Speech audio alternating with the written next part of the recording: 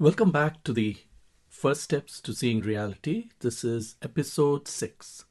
In the last few episodes, we've been laying the foundation for understanding what it means to see reality more clearly. We began by introducing the dimensions of seeing, the different ways through which reality can be understood more completely.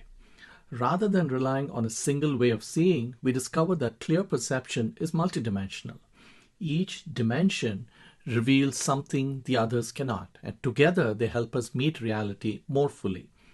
In our previous episode, we began exploring the first of these dimensions in depth, meeting the object. We saw that before we can understand anything, we must first truly meet it. Whether the object is something in the external world, another human being, or an experience arising within our own mind, meeting it directly is the beginning of seeing.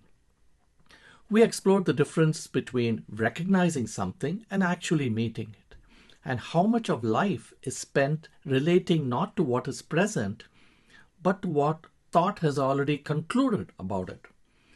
Today we turn to the second dimension, awareness. If meeting the object asks, what is here? Awareness asks, am I fully present to what is here? It is one thing to meet an object. It is another to recognize what is happening within us as we meet it. Without awareness, we are easily carried away by our thoughts, emotions, memories, and reactions, often without realizing that they are shaping our experience. With awareness, something changes. We begin to notice not only what we are observing, but also the movement of the mind itself. This episode explores that quiet but profound shift. Not awareness as a technique, not awareness as an achievement, but awareness as the simple capacity to recognize what is happening, both around us and within us as life unfolds. Because perhaps the beginning of seeing reality is not merely meeting what is present, perhaps it is also becoming aware that we are meeting it. Rather than beginning with a definition, let's begin with an experience. So let's say you're sitting in your favorite bookstore. It's a quiet Saturday morning, the kind of morning where there is nowhere you need to be and nowhere you need to rush towards. You wander through the shelves, running your fingers along the spines of books. Eventually, one catches your attention. You take it down, order a cup of coffee, and settle into a corner of the cafe. Around you, life continues. A barista calls out an order, someone turns a page, a chair scrapes lightly against the floor, conversations drift through the room like distant waves. You open the book and begin reading. Your attention rests on the page, but something else is also happening. The sounds of the cafe are still there. So they are there in the background. You're still aware of those sounds. The warmth of the coffee cup is still there. The weight of the book in your hands is still there. Of course, the feeling of the chair beneath you is still there. Nothing needs to be controlled. Nothing needs to be improved. And of course, nothing needs to be achieved. Experience is simply unfolding. Now, imagine that a voice nearby suddenly becomes louder, sharp, disturbing, impatient. Immediately, something changes. A slight tightening appears in the chest. A thought begins to form. Why are they being so inconsiderate? The room has not changed very much. The voice is simply another sound. Yet inside, an entirely different experience has begun. A reaction, a judgment, a story. And if you're not careful, that story can quickly become our reality. This simple movement reveals something important. The sounds in the cafe, the sensation in the body, the thoughts forming in the mind, the reaction beginning to unfold, all of them are appearing in the same place. All of them are being known. And that knowing is what we are exploring today. Awareness. Not as a technique, not as a philosophy, not as something mystical or distant, but as the simple field in which every experience of your life appears. Because before we can understand our thoughts, our emotions, our reactions, or even our perception of reality, we need to understand the space in which all of those things are happening. And that space is awareness. We've just seen that awareness is quietly present throughout our daily lives. It allows us to drive a car, walk through a crowded room, and respond to the world around us. But awareness has another remarkable quality. It is not limited to what is happening outside us. It can also illuminate what is happening within us. This is an important turning point in our exploration. Until now, our attention has been directed mainly towards the world we encounter, the people we meet, the objects we see, and of course the events that unfold around us. Now, awareness begins to reveal something else. It begins to reveal the one who is experiencing those events. This movement from the outer world to our own inner experience is one of the most important shifts in learning to see reality. Let's explore what happens when awareness turns inward. In the previous episode, we explored the importance of meeting the object. Whether the object was another person, a flower, a sound, or even a thought arising in the mind, we discovered that seeing begins truly by meeting what is present rather than immediately meeting our ideas about it.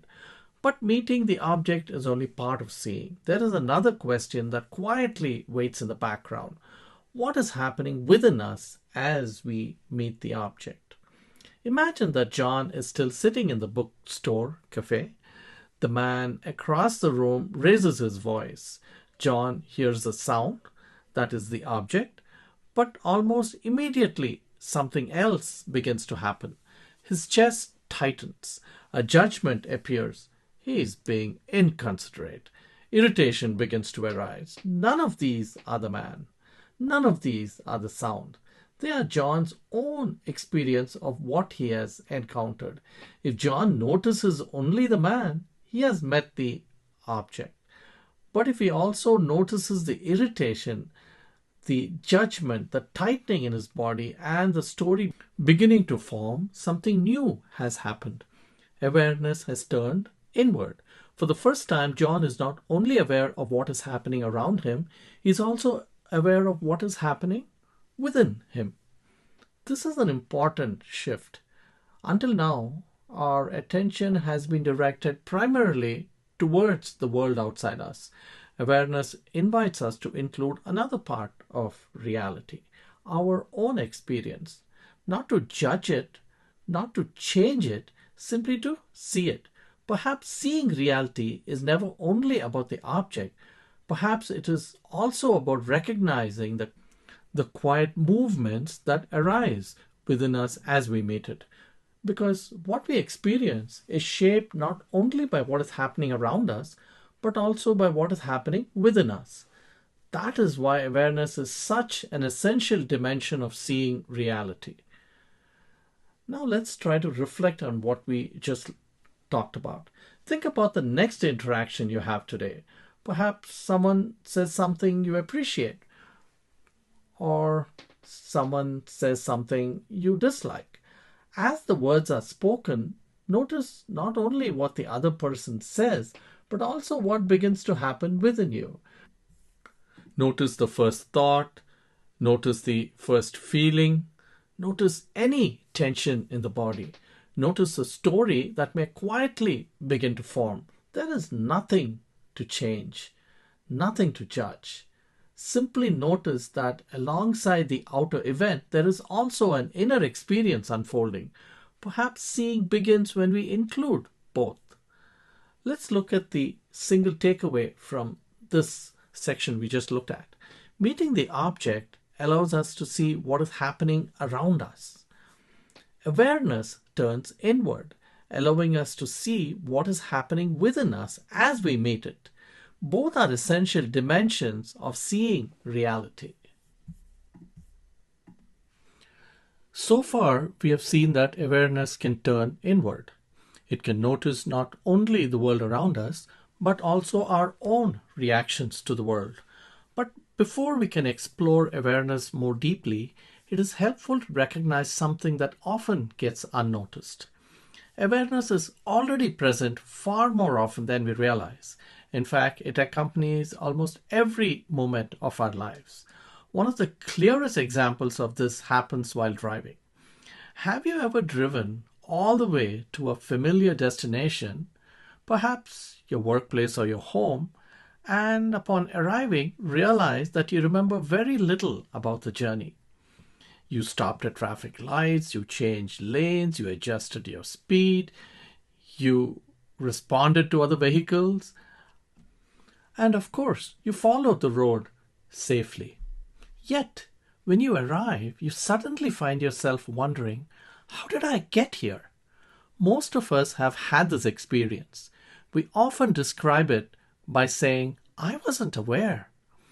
But if you look more carefully, that isn't quite true. If there had been no awareness at all, you could not have driven safely.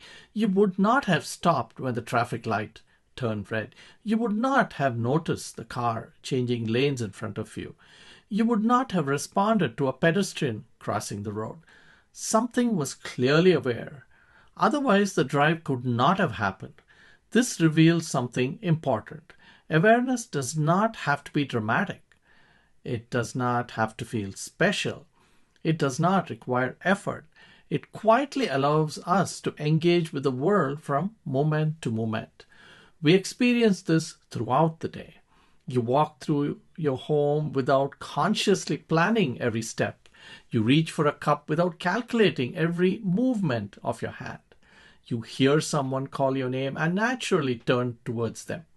These ordinary actions depend upon awareness. Without it, even the simplest activities would become impossible.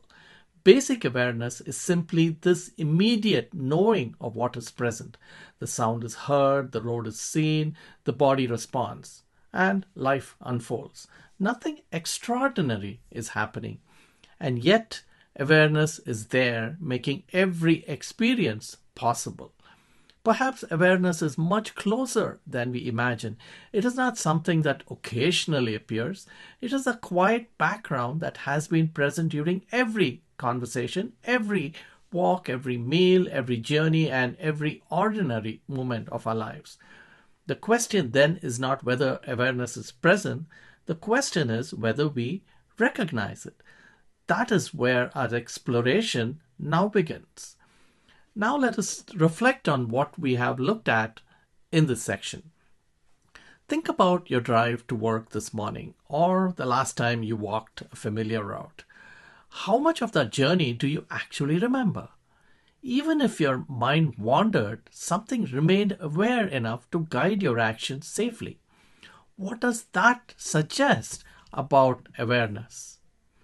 And the key insight for this section is basic awareness is the immediate knowing that allows us to function from moment to moment. It is quietly present throughout our lives, even when we seldom recognize it. Now let's try to understand the distinction between being distracted and basic awareness. Let's go back to the driving example we just talked about, which is when we arrive at a destination with little memory of the journey, we often say, I wasn't aware. But as we just talked about, that isn't quite true. Because if it were true, we could not have really stopped at the red lights and performed the other tasks that helped us get to our destination. So what really happened? What happened was our attention became occupied elsewhere. So while the body continued responding to the road, the mind wandered through memories, plans, worries, conversations, or even imagined futures. We were distracted. But distraction is not the absence of awareness. It is the movement of attention away from what is immediately present. This is an important distinction. Basic awareness allows us to function. It enables us to respond to the environment and carry out familiar activities often without much conscious effort. Distraction occurs when attention becomes absorbed in something else, while this basic awareness continues operating in the background. We experience this throughout the day. You may walk through your house while thinking about tomorrow's meeting. You may wash the dishes while replaying an argument from yesterday. You may listen to someone speaking while preparing your response instead of hearing those words. In each case, awareness has not disappeared. It has simply become largely occupied elsewhere. Understanding this prepares us for the next step.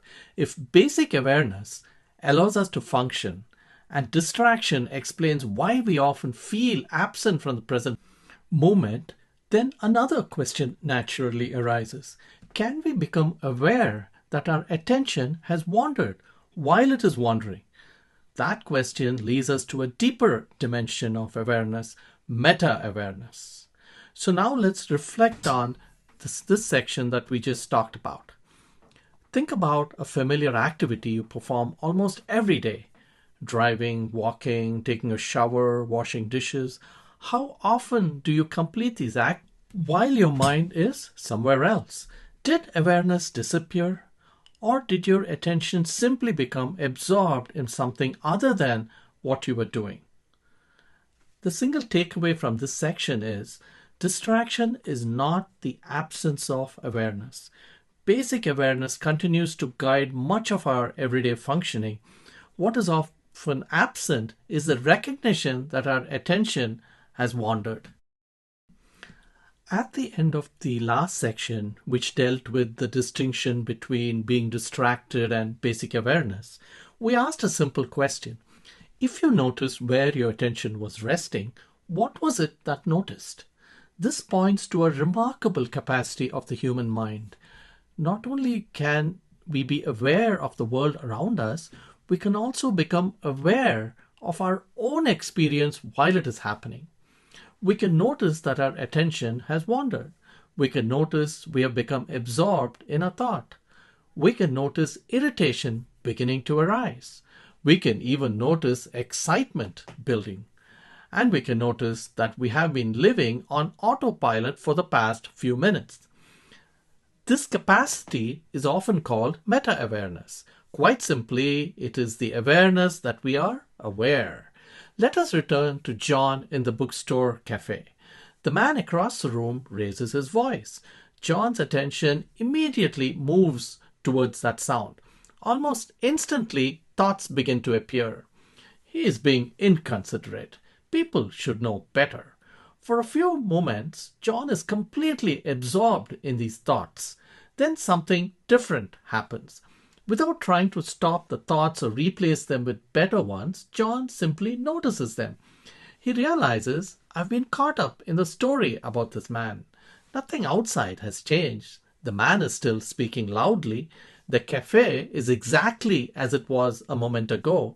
What has changed is that John is no longer completely identified with the movement of his own mind. He is beginning to observe it. This is an important turning point. Before this moment, the thoughts felt like reality. Now they are seen as thoughts arising within awareness. The thoughts may continue, the irritation may still be present, but they are no longer completely invisible. Something has become conscious that was previously happening automatically. This is the quiet gift of meta-awareness. It does not ask us to stop thinking. It does not ask us to control our emotions. It simply allows us to recognize what is already taking place. Many of us experience this in everyday life. Perhaps you are writing an email when you suddenly realize that your mind has been replaying an argument from yesterday. Perhaps you are reading a book and notice that you have reached the bottom of the page without taking in a single sentence. Perhaps you are speaking to a friend and suddenly recognize that you have been preparing your response instead of listening. In each of these moments, something has shifted. For a while, attention was completely absorbed. Then awareness recognized what had happened. That recognition is meta-awareness. It is a simple moment, yet it changes everything. because the moment we recognize what the mind is doing, we are no longer completely carried away by it.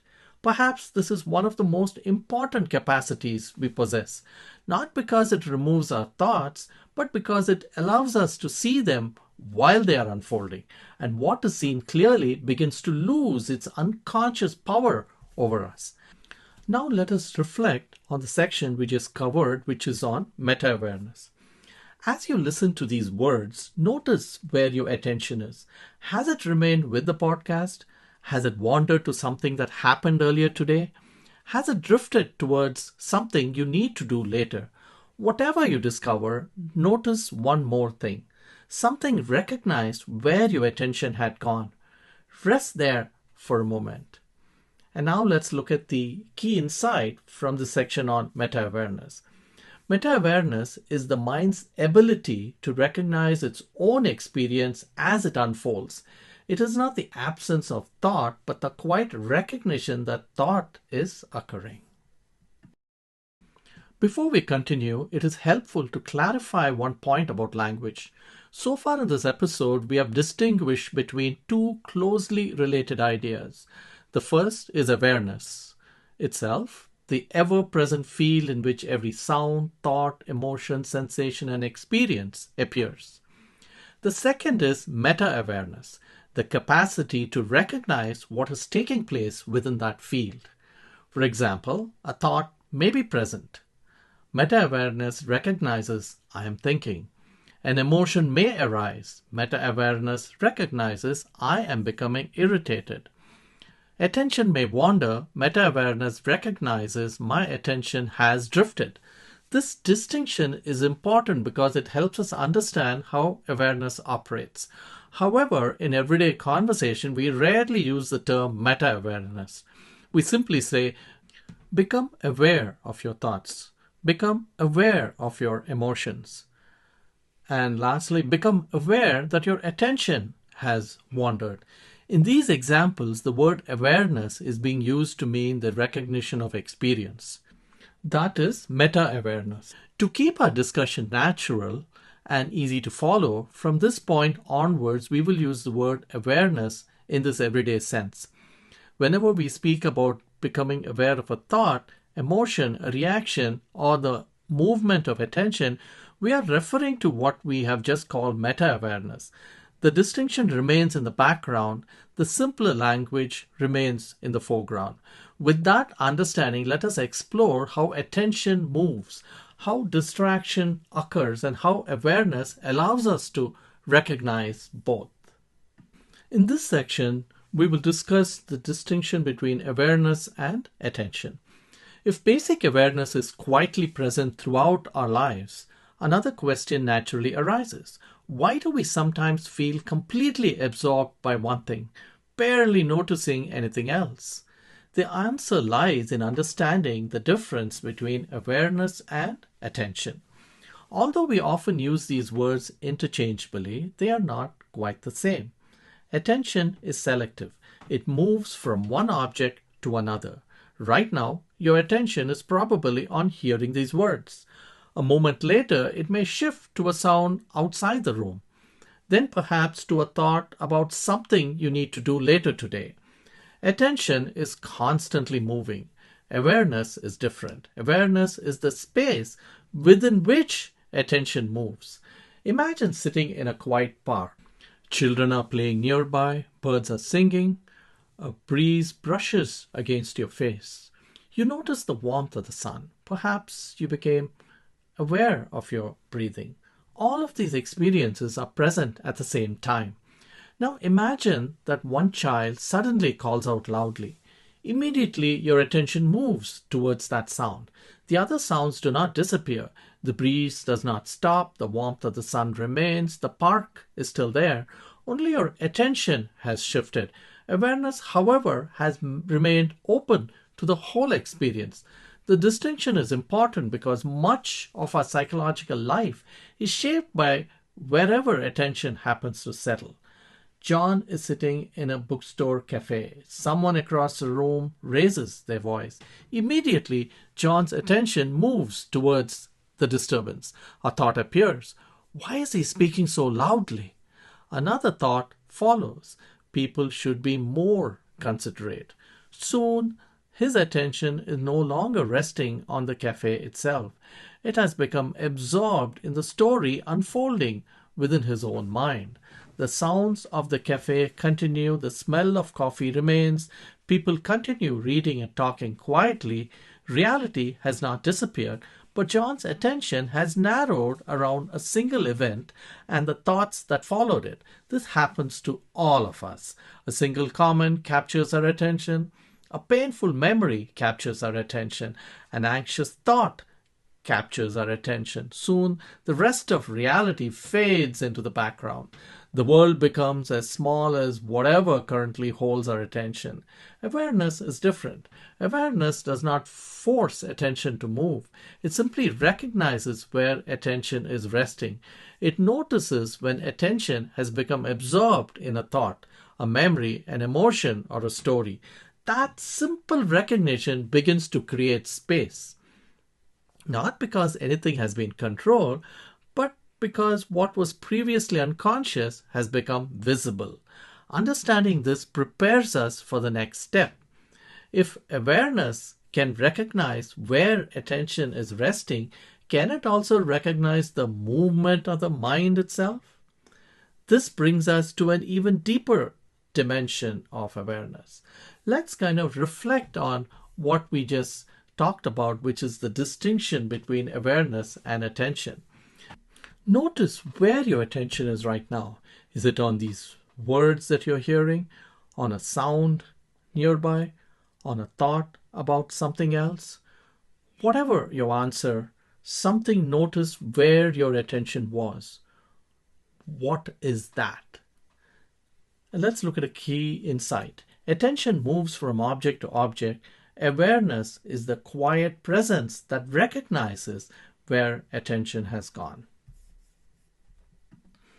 Now let's look into another section which looks at attention more deeply using the spotlight metaphor. We have seen that awareness provides the field within which experience unfolds. Attention moves within that field, resting first on one object and then another. Meta-awareness allows us to recognize where our attention is. But there are many moments when that recognition quietly disappears. To understand this, imagine entering a dark room. The room itself represents awareness. In the center of the room is a spotlight. The spotlight represents attention. As it moves around the room, it illuminates one object after another. Now imagine something different. Instead of remaining focused on one object, the spotlight gradually expands until it fills the entire room with light. The room has not disappeared, it is still there, but the spotlight has become so dominant that you no longer notice the room itself. Something similar happens within us. Attention naturally becomes absorbed in whatever it is resting upon. Sometimes it is a book, sometimes a conversation, sometimes a beautiful piece of music, sometimes a memory, and even sometimes a worry about tomorrow. The object itself is not important. What matters is that attention has become completely absorbed. While the absorption continues, something quietly fades from experience, meta-awareness. We are no longer aware of where our attention is. For those moments, we simply become the experience. Imagine that John has returned home from the bookstore. He sits down, intending to read. A thought suddenly appears. I wonder how tomorrow's meeting will go. One thought becomes another. He imagines possible questions. He rehearses his answers. He worries about making a mistake. 10 minutes pass, then almost unexpectedly, he smiles to himself. I've been thinking about tomorrow this whole time. What changed? The thoughts did not suddenly stop. Awareness did not suddenly appear. What returned was meta-awareness. For the first time in several minutes, John recognized where his attention had been. This happens countless times during the day. We become absorbed in work, in conversations, in memories, in plans, in, of course, daydreams. None of this is unusual. It is simply how attention functions. The important moment is not when attention becomes absorbed. The important moment is when we recognize that it has become absorbed. That recognition is the return of meta awareness. Perhaps this is why moments of awareness often look like waking up. Not because we are unconscious, not because awareness has disappeared, but because we had stopped noticing the movement of our own attention. Meta awareness quietly returns, and with it, the field becomes visible once again. Now let us reflect on just this section. Think about something you enjoy doing, perhaps reading, watching a film, working on a hobby, or even worrying about something important. Have you ever suddenly realized, I've been completely absorbed? Notice what happened in that moment. The activity did not necessarily change. What changed was that you became aware of where your attention had been. The key insight of this section is that attention naturally becomes absorbed in experience. During that absorption, meta awareness temporarily fades from view. The moment we recognize where attention has been resting, meta awareness quietly returns. In this section, we try to get a better understanding of awareness using the metaphor of the river. Imagine standing quietly beside a slow-moving river. The water flows steadily before you. A leaf drifts past. A few moments later, a small branch, then a flower carried by the current, a piece of driftwood. The river never stops. Something is always moving through it. Now imagine that every object floating on the river represents something happening in your own experience. A sound appears, then a thought, a memory follows, an emotion arises, a sensation in the body, a plan for tomorrow, of course, a worry about yesterday, well, even a moment of joy, and of course, a moment of irritation. Like the leaves on the river, they arrive. They remain for a while, and they move on. This is the natural movement of experience. Nothing remains exactly as it was. Thoughts change, emotions change, sensations change. Even the body itself is constantly changing. Life is a movement. Yet, most of us do something interesting. Instead of standing on the river bank, we jump into the river. A worried thought appears, and before long, we are being carried away downstream by the worry. An angry thought appears, and now the whole river seems filled with anger. A pleasant memory appears, and we cling to it, hoping it will not disappear. Instead of observing the movement, we become part of it. This is the important point to understand, becoming part of it. We are no longer watching the leaves. We have become one of them. Awareness invites a different relationship. Imagine remaining on the river bank. The river continues flowing. Nothing needs to stop. The leaves are not prevented from floating by. The branches are not pushed away. The water is not controlled. Everything is allowed to move naturally. You simply see it. A thought arises, it is seen. A feeling arises, it is seen. A judgment begins to form, it is seen. Anxiety arrives, and as you guessed it, it is seen. Nothing needs to be accepted. Nothing needs to be rejected. Nothing needs to be held on to. The river knows how to flow. Our task is not to stop it. Our task is to stop mistaking ourselves for everything floating within it. This does not mean becoming detached or indifferent. If a beautiful flower floats by, you can appreciate it. If muddy water passes after the storm, you can notice it. Awareness does not make experience dull. It makes experience clear. There is another subtle point hidden within this metaphor. If you try to hold on to a leaf, the river continues moving. If you push one leaf away, another soon appears.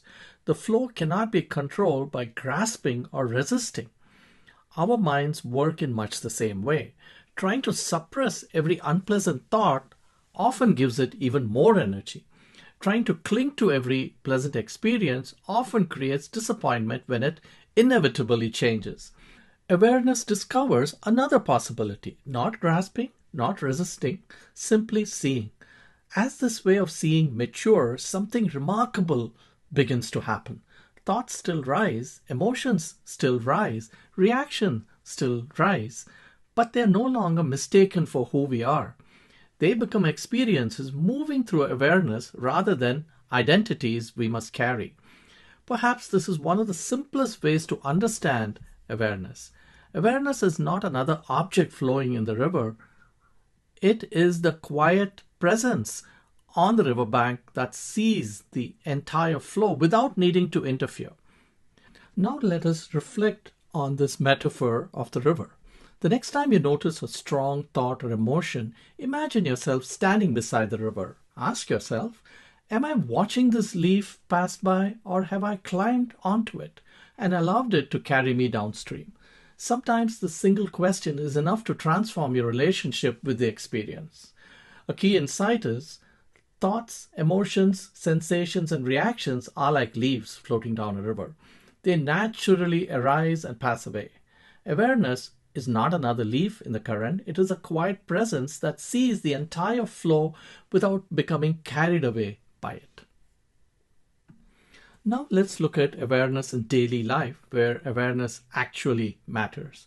Up to this point, we have been exploring awareness in a bookstore cafe. We have talked about sounds, thoughts, emotions, attention, and meta-awareness. We have looked carefully at how experience unfolds. But at some point, a practical question naturally arises. Why does any of this matter? What difference does awareness make in ordinary life? After all, most of us do not spend our days sitting quietly in a cafe observing our thoughts. We work. We raise families. We manage responsibilities. We deal with difficult people. We encounter stress. And of course, we experience disappointments, and we have to make important decisions. If awareness is going to be meaningful, it must function in the middle of real life. And this is precisely where awareness becomes most valuable. Not when life is quiet, but when life is challenging. Imagine John arriving at work on Monday morning. He opens his inbox and sees a message from his manager. The subject line reads, "We need to discuss your report." Immediately, something begins moving within him. The body tightens slightly, the stomach contracts, thought starts generating possibilities. Did I make a mistake? Is there a problem? Am I being criticized? Notice how quickly the mind moves. The email has only been read for a few seconds, yet an entire emotional landscape is already forming. Without awareness, John may spend the next several hours trapped inside these thoughts. The story grows, the anxiety grows, the imagined future becomes more real than the actual situation. But with awareness, something different becomes possible. John notices, anxiety is rising, my mind is creating scenarios. My attention has become captured. The anxiety may still be present, the thoughts may still continue, but they are no longer invisible. And because they are visible, they no longer have complete control. Awareness becomes even more important in relationships. Imagine John returning home after a long day. He is tired, his energy is low, his patience is limited. A family member makes a comment. Perhaps the comment is harmless. Perhaps it is slightly critical. Either way, a reaction begins. Irritation appears. Defensiveness appears. The impulse to respond appears. Most arguments do not begin with words that are spoken. They begin with the reactions that are not seen. One person reacts, the other person reacts to that reaction. Soon, neither person is responding to the actual situation. They are responding to each other's reactions. Awareness changes this process. The irritation is noticed, the defensiveness is noticed, the impulse to interrupt is noticed. This does not guarantee a perfect conversation, but it creates space, and within that space, listening becomes possible. Let us consider another example. John is driving home after work. A car suddenly cuts in front of him. Immediately, the body reacts. Adrenaline rises, the heart beats faster, anger appears, and of course, a judgment forms. What an idiot! Perhaps another thought follows. People drive terribly. Perhaps the story continues. Nobody cares about anyone else anymore. Notice how quickly the mind moves from an event to a conclusion. Without awareness, this chain may continue long after the incident is over. The other driver disappears, but the reaction remains. John carries it into the next hour, into the next conversation, perhaps even into the rest of the day. With awareness, the experience unfolds differently. A surge of anger is noticed, a judgment is noticed, the story is noticed. The reaction may still occur, but it is seen. And often what is seen clearly loses much of its momentum. Awareness is not only useful during unpleasant experiences, it is equally important during pleasant ones. Imagine someone tells John, "You did an excellent job." Pleasure appears, warmth appears, satisfaction appears. Nothing is wrong with any of this, but watch what thought does next. Maybe I'm better than I thought. I hope they continue to think highly of me. I don't want to lose this reputation. What began as a single compliment can become an entire psychological structure. A self-image begins forming, an attachment begins forming. A fear of losing approval begins forming. Awareness reveals this process. A compliment is heard, the pleasure is felt, the thoughts are noticed, the image building is noticed, and again, awareness does not remove the experience, it simply reveals what is happening. Most people have experienced this. You send a message, hours pass, no reply. Then a day passes, still no reply. The mind begins working. Are they upset with me? Did I say something wrong? Are they ignoring me? Notice what has happened. A simple fact exists. No reply has arrived. Everything else is interpretation. Without awareness, interpretation quickly becomes reality. The story feels true. The assumptions feel justified. The emotional reaction follows. With awareness, the process becomes visible. The fact is seen, the story is seen, the assumptions are seen, and the reaction is seen. And because they are seen, they are no longer merged together into one unquestioned experience. Awareness is often associated with difficulty, but awareness is equally valuable during success. Imagine John receives a promotion. Excitement appears, pride appears, happiness appears. Again, nothing is wrong with these experiences, but awareness notices what follows. The identity forming, the comparison beginning, the fear of losing status, the need to maintain an image. Success often creates psychological movement just as powerfully as failure. Awareness allows both to be seen. Many people imagine awareness as something practiced during meditation, but daily life is where awareness truly develops. The difficult email, the unexpected criticism, the compliment, the traffic incident, the family disagreement, and of course, the forgotten reply. These are the moments that reveal the actual state of the mind. When life is calm, awareness can seem easy. When life becomes challenging, awareness reveals its depth. Every trigger becomes an opportunity. Every reaction becomes information. Every story becomes visible. Daily life becomes the classroom. Relationships become the laboratory. And awareness becomes the light that allows us to observe what is happening. There is another reason awareness matters so much. Most people try to change themselves without first understanding themselves.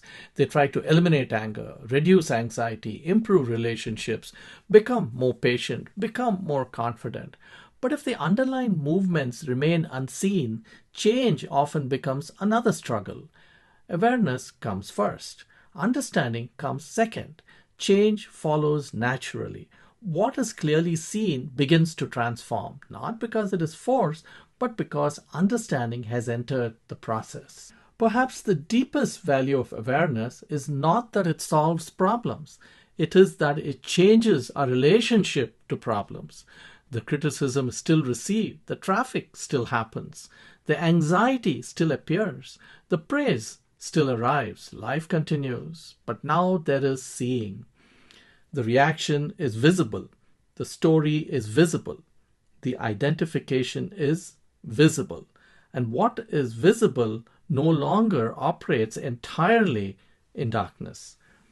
This is what awareness looks like in daily life. Not a special state, not a special achievement, simply the ongoing capacity to see what is happening as it is. Let us now reflect on this section on awareness in daily life. As you move through the rest of your day, choose just one ordinary activity, perhaps drinking a cup of coffee, walking to your car, listening to someone speak, washing the dishes, or even sending an email. For just a few moments, notice not only what you're doing, but also what is happening within you as you do it. Notice where your attention rests. Notice any thoughts that arise.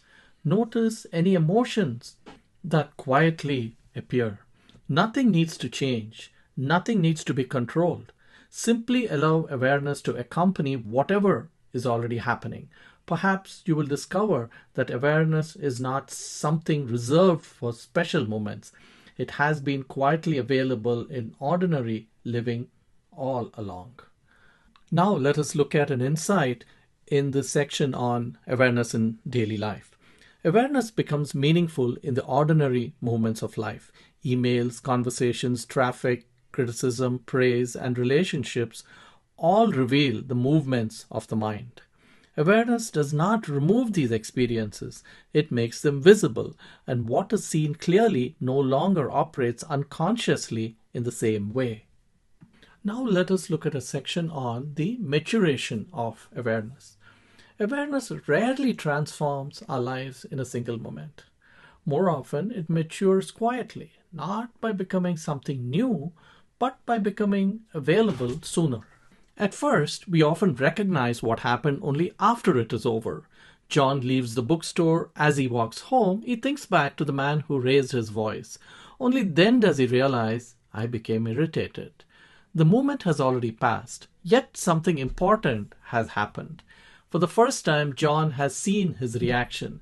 As awareness begins to mature, the recognition arrives earlier. Imagine John sitting in the café once again. The man raises his voice, the familiar irritation begins to appear, but this time, while the conversation is still unfolding, John notices, I'm becoming irritated. The reaction is still present, the thoughts are still moving, nothing has been suppressed, nothing has been changed.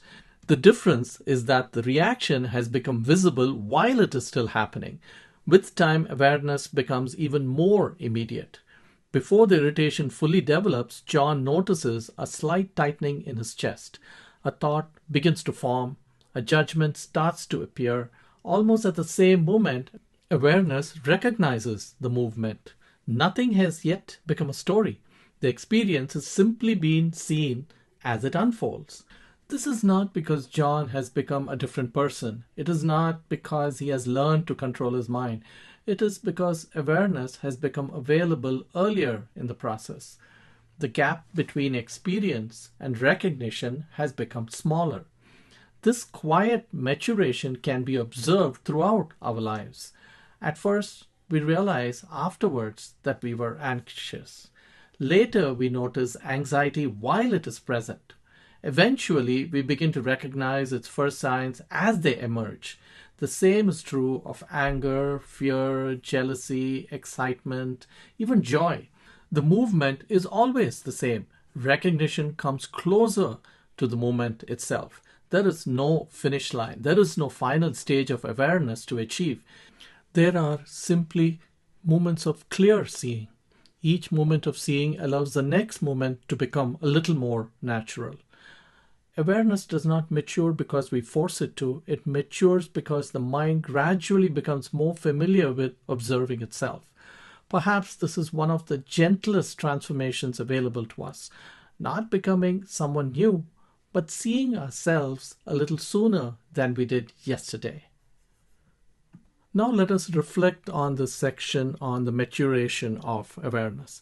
Think about a recent reaction that stayed with you. When did you first recognize it? An hour afterwards, a few minutes later, while it was happening? Wherever the recognition occurred, notice something important. You saw it. and once it was seen, something had already begun to change. The key insight of this section on the maturation of awareness is that awareness matures not by becoming stronger, but by becoming available sooner. The gap between experience and recognition gradually becomes smaller, allowing us to see the movement of the mind as it unfolds. This section talks about the nexus between awareness and seeing reality. Throughout the series, we have been exploring one central question. What does it mean to see reality? In earlier episodes, we discovered that reality is often covered by what thought adds to it. A forgotten birthday becomes evidence that we are unimportant. A passing comment becomes a personal attack. A label becomes more important than the human being. Thought quietly reshapes our experience, often without our realizing that it is doing so. This is where awareness becomes essential. Without awareness, thought continues its activity unnoticed. Memories become reality, expectations become reality, judgments become reality, and of course, stories become reality. We do not realize that thought has added something. We simply experience the addition as though it were part of the event itself. Let us return one last time to John in the bookstore café. A man raises his voice. Immediately, John's mind begins interpreting what has happened. He is being rude. People have no consideration anymore. Without awareness, these thoughts quietly become John's experience of reality. The story and the event become inseparable. But now something different happens. John notices the irritation, he notices the judgment, he notices the story beginning to unfold. The man is still speaking loudly, nothing outside has changed, but something inside has. John no longer experiences his thoughts as the event itself. He recognizes them as part of his own experience of the event. This is a profound shift. Awareness does not remove thought, it makes thought visible. And once thought becomes visible, another possibility appears. For the first time, John can distinguish between what is happening and what his mind is adding to what is happening. That distinction lies at the heart of seeing reality. Seeing reality is not the absence of thought. It is recognizing thought while it is participating in our experience. The thoughts may continue, the emotions may still arise, memories may still appear. None of that needs to disappear. What changes is that they are no longer completely invisible. They become part of what is being seen rather than the lens through which everything is seen. Perhaps this is why awareness is such an essential dimension of seeing reality. Meeting the object allows us to encounter what is present. Awareness allows us to recognize what is happening within us as we encounter it. Together, they begin to separate reality from the additions of the mind. This does not mean we suddenly see perfectly. It means we begin seeing more honestly, more humbly, more completely, and perhaps that is how every journey towards seeing reality begins, not by changing the world, but by becoming aware of the quiet movements through which the mind experiences it. Now let's reflect on this section of the nexus between awareness and seeing reality. Think back to a recent event that stayed with you. Can you distinguish between what actually happened and the thoughts, memories, expectations, or judgments that followed? The event may have lasted only a few moments. The story may have continued for hours. Simply noticing the difference is already a movement towards seeing more clearly. An insight from this section on seeing the nexus between awareness and seeing reality is awareness does not stop thought, it reveals thought. When thought becomes visible, we begin to distinguish between reality itself and the mind's interpretation of reality. That distinction is one of the foundations of seeing reality. Now we have reached the conclusion of this episode. As we have come to the end of this episode, let us return one final time to the bookstore cafe. John is still sitting quietly with his cup of coffee. The man across the room is still speaking loudly. The conversations continue. Coffee cups cling together. People come and go. Outwardly, nothing has changed. The cafe is exactly as it was before. What has changed is something much quieter. John has begun to notice his own experience. He notices the irritation as it begins. He notices the thoughts that quickly follow. He notices the story his mind starts creating. He does not try to stop any of it. He does not judge himself for having the thoughts. He simply sees them. The irritation may still be there. The thoughts may continue for a while. The man may still be speaking loudly, but something fundamental has changed. John is no longer completely carried away by what is happening within his own mind. For a brief moment, he is simply aware. Perhaps awareness is far simpler than we often imagine. It is not a special state. It is not something reserved for meditation or moments of silence. It is available while sitting in a cafe, while driving a car, while listening to a friend, while working, while arguing, while even washing the dishes. It quietly accompanies ordinary life. Most of the time, we simply do not notice it. Throughout this episode, we have explored awareness as one of the essential dimensions of seeing reality. Meeting the object allows us to encounter what is present. Awareness allows us to recognize what is happening within us as we encounter it. Together, they begin to reveal the difference between the world as it is and the experience our minds create around it. This is not the end of the journey, it is simply another step. Because awareness reveals what is happening within us. But reality is always larger than our own experience. There is still another dimension waiting to be explored. Let us now reflect on this whole episode. As you go through the rest of your day, you do not need to practice anything complicated. Simply notice. Notice the next sound you hear. Notice the next thought that appears. Notice the next emotion moving through your body. Notice the next moment your attention becomes captured. Then simply recognize this is being known. Nothing more is required. That recognition is awareness. And every time awareness remembers itself, the world becomes just a little clearer. The final takeaway of this episode is that awareness is the ever-present field in which every thought, emotion, sensation, and experience appear. It is not something we create or achieve, but something we repeatedly recognize. As awareness matures, we begin to see the mind's movements unfold, and what is seen clearly no longer governs us unconsciously. Awareness is not the destination of seeing reality.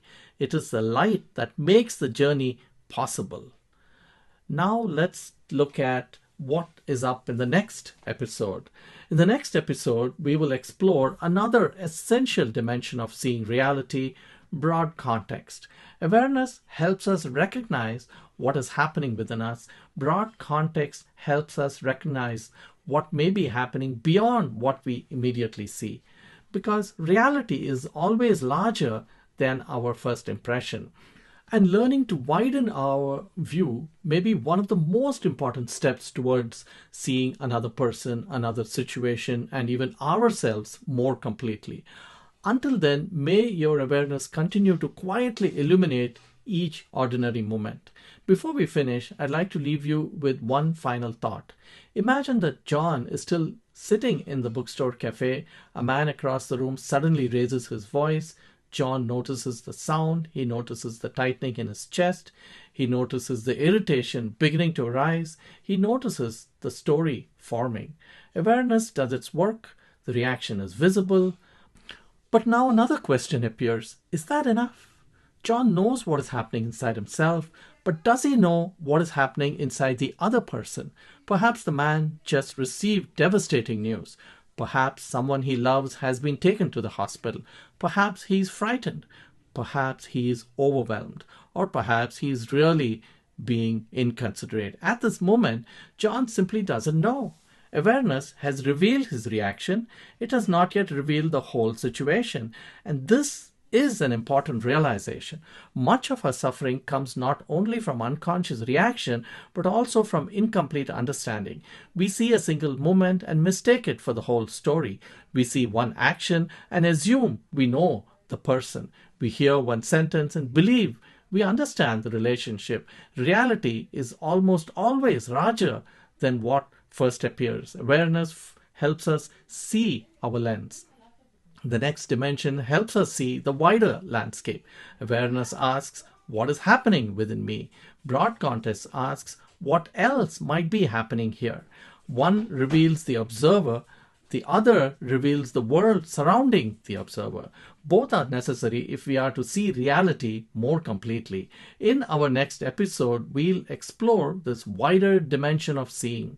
We'll discover why first impressions are so often incomplete, why context changes understanding, and why seeing beyond the immediate is one of the greatest acts of our intellect. Because seeing reality is not only about seeing ourselves clearly, it is also about seeing life in its fullness. Before we close, I would like to leave you with a simple image.